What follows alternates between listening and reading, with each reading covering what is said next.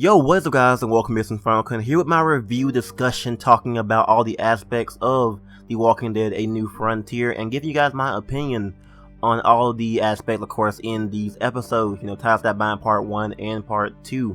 I'll be going over stuff like characters, to the story, to the length, to the choices, and of course the flashbacks, giving you guys my thoughts and opinions on the 2-part premiere of The Walking Dead Season 3. Of course, I am grouping up like both episodes as if they were one episode, which is what they should have been. But anyways, pretty much, I'll go ahead and tell you guys my 3 favorite moments throughout this 2-part premiere. Number 3 goes to meeting Jesus. Now, of course, Paul Monroe, the comic character Jesus, he is a pretty badass character from looks to the actions that he actually takes. So meeting him in The Walking Dead New Frontier was definitely a nice, a change of pace because, we had Glenn in The Walking Dead Season 1, but he was more of he was taking the role on as a scavenger type person.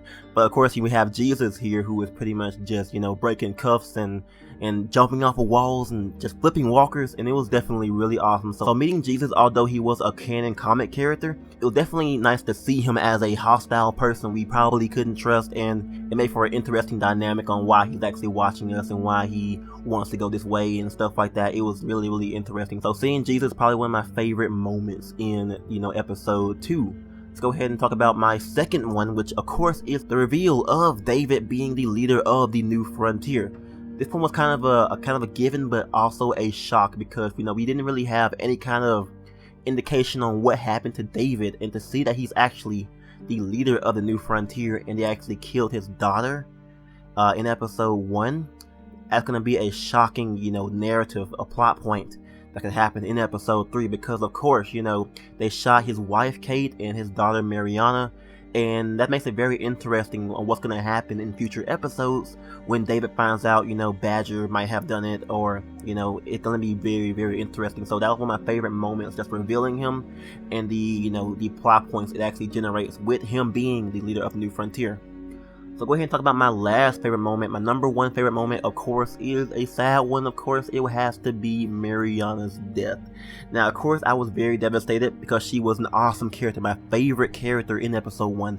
I actually loved her quite a lot, and to see her get shot like that was definitely a huge surprise to everyone as to why they would kill her. She was definitely an awesome character. It developed her quite a lot, and to see her actually die like that was definitely really shocking. And it actually opens up, of course, plot points for episode 3 with David, and it's definitely one of my favorite scenes. The gunshots and stuff made it more of a threatening situation, and it was definitely really awesome to see all that stuff going down. And to even have Clementine wanting to fight back, that was really awesome as well. But yeah, if you guys do want to tell me your favorite moments in The Walking Dead A New Frontier, ties that bind part 1 or part 2, comment down below and tell me your favorite moments in the episode. So go ahead and talk about the episodes now. Go ahead and review, talk about aspects like, of course, characters. Let's go ahead and begin with the story. Now, for the most part, the story is actually really good.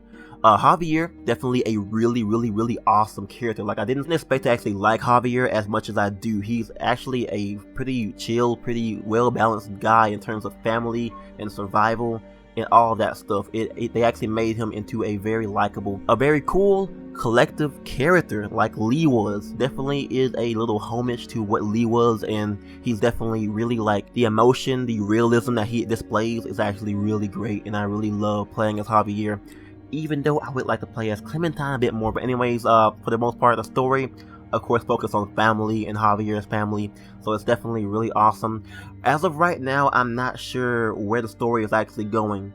Of course, it feels like episodes 1 and 2 could have been put into one episode, and as of right now, I'm not sure where the story is going. It's pretty much been like, okay, we have, of course, we're getting supplies, we lost a family, we're going back to find our family, we found them, now we're going back to the place, and then we're going back to somewhere else to get help for our family. And it's like, where's the story going? Where's gonna be, what's our goal this season? We don't have a goal as of right now. Of course, it will actually be displayed in future episodes, but as of right now, with 2 episodes being out, I'm not entirely sure where the story is going. Obviously, it's more about Javier protecting his family, but it also is about Clementine's quest for vengeance, and we have not seen that as of right now. And speaking of Clementine, you know, obviously she's like pretty much just a flashback character, which I do not like. I really like playing as Clementine. I was hoping that it would be more like Tales from the Borderlands, where you could actually take control of both Reese and Fiona like in the present. That would actually be pretty cool. And I really wanted that to happen with this, with Clementine being playable in the present with the shotgun and the awesomeness that she is. So pretty much all of that story is, I'm loving it so far. Definitely awesome. Javier, awesome character. It's very fast paced, not sure where it's going as of right now.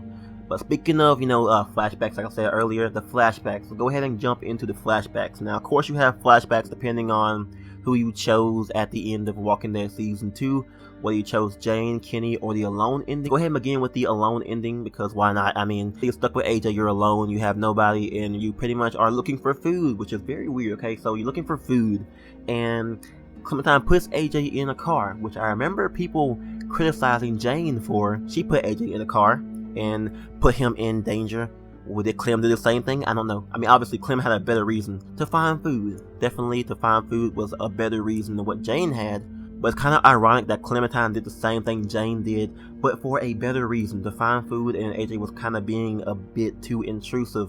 So for the most part, of course, she loses her finger in that ending, where she actually, which I'm not really sure how much force that would actually take to actually just mess up your finger like that. And that was definitely a really interesting way, definitely a creative kind of way, I would guess. I mean, it was definitely like, I didn't expect to see her like crush her finger in a door. I mean, obviously you were expecting like a hard slam, but the zombie just like waltzed into the door, and it's pretty much just, you know, got her finger jammed in the door. But pretty much that ending wasn't too bad. Definitely wasn't too bad, or that flashback wasn't too bad. But the Kenny ending and the Jane endings are some of the problems that people are having. I looked through a bunch of threads on the Telltale forums, and pretty much that's the underlying problem here. Okay, Kenny, let's begin with him. You have either two endings with Kenny. You have the let's go with Kenny, not going into Wellington ending. Of course, you know you're driving along, and of course he crashes and dies in a car crash. A car crash. I thought Luke drowning was, you know, just the tip of the iceberg, but a car crash in The Walking Dead.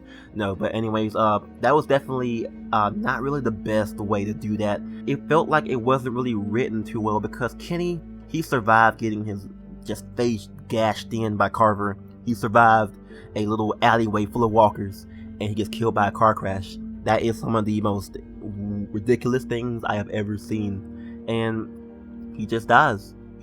But anyways, also the models in Jane and Kenny look horrendous. Like, I mean, Jane looks the worst, Kenny looks terrible too, and I don't know what they did. They didn't. It's as if they went ahead and just like worked on it for like a month or two. Like, hey, this is good, while like everybody else had like a couple like years of development, maybe. I don't know. Anyways, go ahead and move on to the Wellington ending. Of course, in the Wellington, you get attacked by these people who come in, and oh yeah, Edith too, she looks terrible. But anyways, Edith, she gets attacked and she gets shot and stuff like that. You get a graze on your cheek. Obviously in the Kenny ending, you get the whole gash on your head above your eyebrow. On the Wellington ending, you get, of course, the, you know, graze on your cheek. And it was like, okay, Edith died too. That's two characters that they went ahead and just wrote off like randomly. And then go ahead and move on to the Jane ending, which only had one outcome, because the family coming in is only a you know, dialogue change, really. They steal the food, that's it. But Jane, of course, she tattoos, of course, the AJ on Clem's hand, and that's it. You know, obviously people were saying that Jane was totally out of character. She would never kill herself. I mean, people were saying also that, oh yeah, Jane, she's selfish, she ends up killing herself because she's pregnant. And people were saying, oh, maybe she didn't want to burden Clementine with her being pregnant and a second baby. And it's definitely all a bunch of stuff. It's pretty much not really the best way to kill off Jane. Obviously it's suicide.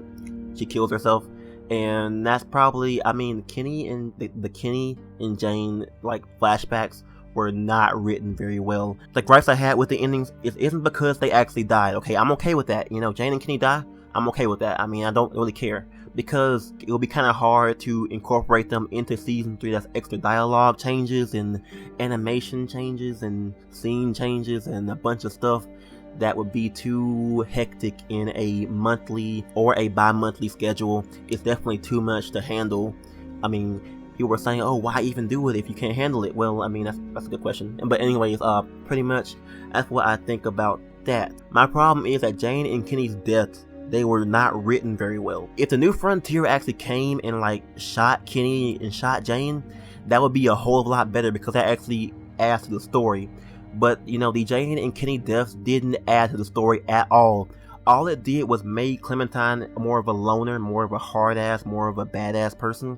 It didn't really affect, you know, the story too much. It just affected Clementine only, which is what they were going for. I guess they were going for just having that choice affect Clementine no matter what. I mean, the lone ending, the Kenny ending, the Jane ending, they all end up with the same Clementine at the end. That would have been so much better if the New Frontier came and shot Kenny or Jane. That would have been awesome. Or maybe Kenny sacrificed himself to, you know, the save Clementine and AJ or something, or Jane just got shot or something. That would have been a lot better than suicide or car crash, in my opinion. So enough of that. Flashbacks, you know, overall the flashbacks after episode 1 are great. You know, obviously, you know, the one with Ava and Clementine and AJ alone, that one makes for a awesome, you know, backstory because obviously it involves the New Frontier, it involves the antagonist. That is really awesome. The flashbacks actually matter. You know, obviously the flashbacks with Kenny and Jane, it doesn't really matter. Obviously it's just a visual change, but which is pretty cool, by the way. But obviously the one with Ava and, you know, Clementine and AJ, that one actually adds to the story of what happened with Clementine and the New Frontier. That adds to a lot of the story. But anyways, episode 1 Jane and Kenny flashbacks are not the greatest, but the flashbacks in episode 2 were definitely really good. Now, of course, the length of the episode, obviously, it's about like 1 hour and 20 minutes for both episodes, which is very, very, very short. Like, it is extremely short, like almost Walking Dead Michonne short. So it's like very, very, very short. So that's definitely not the best. But, you know, other than that, they could have actually put the episodes into one episode and it would have been like a straightforward, awesome episode. Just like one episode being 2 hours. That would have been awesome, but of course, they put it in 2 different episodes, which is a bit, you know, weird. I mean, I see what they meant by the story was too big to put in one episode, but I don't believe that. If they went ahead and put like episode 1 and 2 into one episode, it would have been big enough. Honestly, it would have been big enough. I think that'd be big enough. But they put it in 2 different episodes, which is definitely good, really good. But it could have been longer. That's all I'm saying. I'm fine with the whole, you know, 1 hour 20 minutes. But you know, back in the day when Walking Dead season 2, their goal was 1 hour and 30 minutes. I want that back now. That would be really awesome to see. Pretty much the length is okay. You know, it pretty much synergized with the fast pace of the story, which, you know, if they slow it down, we could have a lot more longer episodes. That would be really cool to see. But other than that, the characters that we actually have, there's only a handful of likable characters. Like, of course, Kate, she's pretty much forced in. She's pretty awesome, by the way. Love Kate. Mariana was great. I loved her, but she ended up, you know, getting wrecked. And Eleanor's pretty cool as well. Tripp is cool. And other than that, they weren't really likable characters. It was definitely a lot more, you know, realistic in a way because Conrad was pretty much the broken guy. We had David, he's pretty much a Kenny clone, but also, you know, very different in a way. So he's definitely there. And then we have Gabe, he's more of a Ben / Sarah / Nick character, the mess up of the group. He messes up stuff. So it's definitely like a bunch of personalities and characters, which is definitely really great. And of course Javier, he's great as well. But the main character we have, who is is it like Durotagonist? I don't know. She's both protagonist and an NPC as well. So Clementine, she is hella different. Like, she is insanely different, which of course is the result of Kenny dying or Jane dying or her being alone. She trusts nobody. She takes no one's shit today, but it's pretty much very, very different. I'm not sure what Kevin Bruner meant by 42 different starting points, but I don't see anything that could actually change about Clementine in episodes 1 or episodes 2. Obviously, there's still about like 3 more episodes to go, so it definitely can improve on that. Obviously, she mentions like Jane or Kenny and stuff like that in episode 2. So more of that would be awesome. More mentions, more personality changes by our choices would definitely be really, really great. But as of right now, there was barely any difference like throughout playthroughs with Clementine. She's pretty much just a set character as of right now. You have like different clusters of things, but I'm not really sure what that actually affects in terms of Clementine's personality. She's pretty much edgy no matter what you do, like as of right now. So that's what I gotta say about the characters. They're definitely really, really great. but I want to see more differences with Clementine and more things that could actually affect, other characters. Now, speaking of things that can affect people, let's move on to choices. Now, choices actually, I played through it twice, and obviously it kind of ends up the same way. Different things happen, different scenes happen, which is pretty much, what I like to see. Different scenes, different dialogue. There's not really going to be any, major choices that affect the story or something like that, but different scenes, different dialogue is what you kind of expect as of right now with a Telltale game. But overall, the choices were actually pretty good, pretty hard choices. Most of the choices that involved Clementine were one-sided. Like, you go ahead and side with Clem with the whole shooting thing. Everyone does that, or most people do that, because we love Clementine, obviously. And at the shootout place where Mariana was shot, obviously we went with Clem because we love Clementine. But of course, new players might not trust Clementine. But as of right now, that's pretty much just for new players or people who just don't like Clementine as of right now, or this new Clementine that probably might not be your Clementine, because she is very different. So choices are actually really good, but you only get like different scenes and different dialogue as of right now, which is okay with me. I can't wait for those like Tales or Game of Thrones or Batman choices that actually make a pretty big difference. A pretty big scene change difference that would actually be pretty great as of right now. So that is my review of episodes 1 and 2. My favorite out of episodes 1 and 2 probably have to be Ties That Bind Part 1. If you go ahead and ignore the flashbacks, it's actually a really, really good start to a really, really great episode. And the ending was definitely really, really surprising as well. Episode 2 was definitely really great as well. Love that. And pretty much, overall, I think, The Walking Dead: A New Frontier is definitely really, really good. If you go into it expecting like huge changes, huge choices that actually matter, you might get burned out. But if you go into it expecting a new story with a new person and new characters, it's a really, really enjoyable experience, and I definitely love it a lot. Obviously, choices from season 2 may not matter in a huge way, but they still provide some dialogue changes and some differences. But hopefully, episodes 3, 4, and 5 expand on our choices and actually shape Clementine into a different character depending on your choices. That would be a great difference. So, what do you guys think about episodes 1 and 2 and my review of episodes 1 and 2? Looking forward to episodes 3, 4, and 5. It's going to be a great ride with The Walking Dead Season 3. But honestly, I'm almost getting a Season 1 vibe. Like at the beginning of like episode 1, I was getting a Season 1 vibe. So I'm hoping that will actually stay around for episodes 3, 4, and 5 and the rest of the season. That would be a great, way to do it. So thank you guys for watching. If you guys enjoyed my review, go ahead and leave me a thumbs up. It helps out a lot, and you guys can go ahead and comment down below your thoughts and opinions on my review and the episodes, and of course tell me your favorite moments in both of these episodes. I'm InfernoKun, and I'll catch you guys next time on The Walking Dead.